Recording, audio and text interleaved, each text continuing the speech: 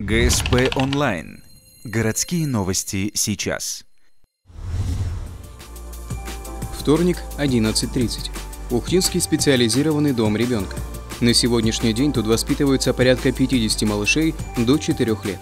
7 из них – это дети-инвалиды.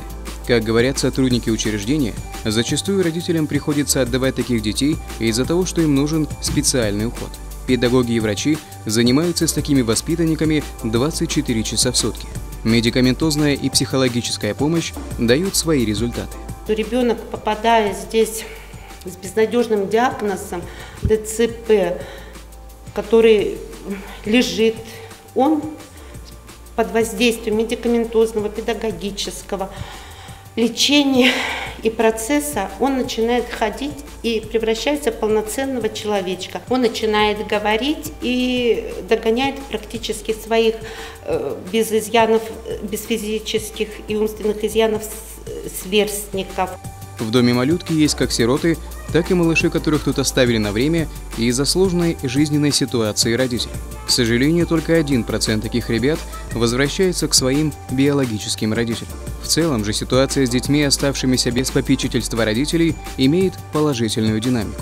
Как сообщил министр образования Республики Коми Владимир Шарков, 23 сентября в регионе сирот стало меньше на 250 детей. Есть улучшение и в Ухте. По статистике 3 года назад было порядка 70 детей в нашем учреждении.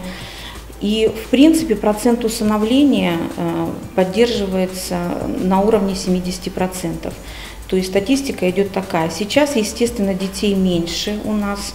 Прежде всего, это связано с профилактикой на всех этапах. Женская консультация, роддом, детская поликлиника.